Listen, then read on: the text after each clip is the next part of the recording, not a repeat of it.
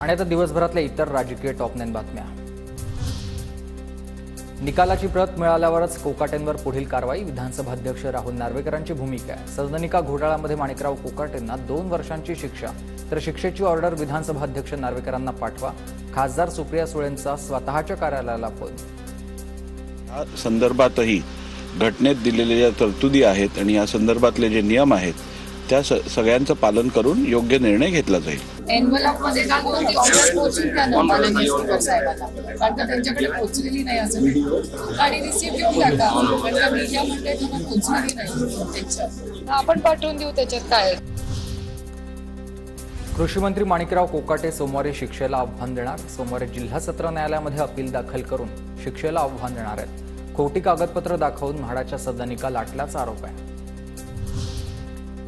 कृषी मंत्री माणिकराव कोकाटेंवरील आरोप सिद्ध झाले। न्यायालयाने शिक्षा सुनावली तरी त्यांचा राजीनामा घेतलेला गेलेला नाहीये। कोकाटेंच्या राजीनाम्याच्या मुद्द्यावर विजय वडेट्टीवारांचा सवाल। अपील केल्यानंतर स्टे मिळाला तर शेवटच्या निकालात याचा विचार होतो। सगळे निर्णय तपासून पाहिल्यानंतर मुख्यमंत्री योग्य तो निर्णय घेतील। मंत्री कोकाटेंच्या राजीनाम्याच्या मागणीवर दीपक केसरकरांचं वक्तव्य। त्यामुळे अपील केलेलं असेल आणि त्याच्यामध्ये शिक्षेला स्टे मिळाला तर आपोआप प्रत्यक्षात ज्यावेळेला त्याचा फायनल निर्णय होतो त्यावेळेला हे घेतलं जातं। परंतु या संदर्भातले सगळे निर्णय तपासून बघायला लागतील आणि नंतर आदरणीय मुख्यमंत्री महोदय हे त्याच्यामधला फायनल निर्णय घेत असतील ते योग्य तो निर्णय घेतील याची मला खात्री आहे। राज ठाकरे महायुतीमध्ये आल्यानंतर आम्हाला अजून काही मिळणार नाही। मनसेने महायुतीमध्ये येऊ नये, रामदास आठवलेंचं राज ठाकरेंना आवाहन। लोकसभा विधानसभेत महायुतीने मला डावललंय, मात्र मी महायुतीला डावललेलं नाही, आठवलेंचं वक्तव्य।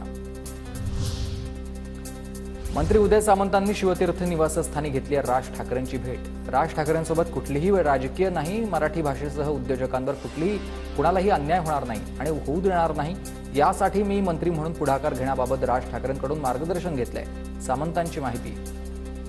असं वाटतं की आता जी चर्चा झाली ती मराठी भाषेसंदर्भात झाली। विश्व मराठी संमेलन झाले त्याच्या बाबत चर्चा झाली। दिल्लीमध्ये जे मराठी साहित्य संमेलन चालू आहे त्याच्याबद्दल आम्ही गप्पा मारल्या। राजकीय कुठलीही चर्चा झाली नाही।